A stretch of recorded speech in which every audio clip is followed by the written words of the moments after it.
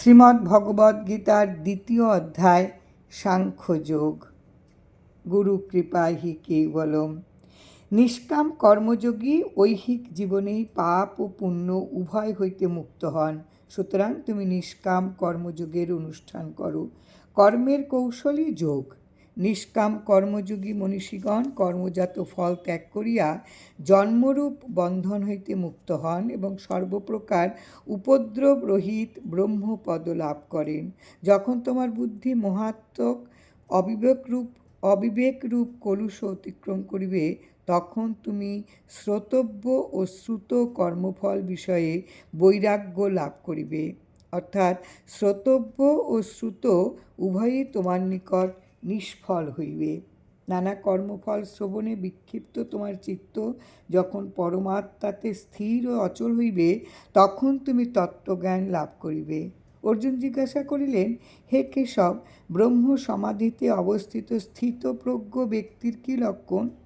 স্থিতপ্রজ্ঞ ব্যক্তি কিভাবে কথা বলেন এবং কিরূপে অবস্থান করেন এবং কিরূপেই বা তিনি বিচরণ করেন?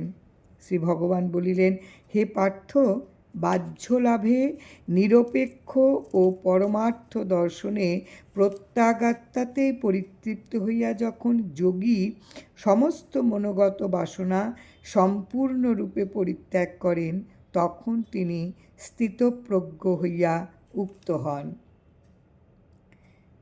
দুঃখে উদ্বেগহীন, সুখে নিষ্প্রিয় এবং আসক্তিশূন্য, ভয়মুক্ত ও ক্রোধ রহিত মুনি স্থিতপ্রজ্ঞ বলিয়া উক্ত হন।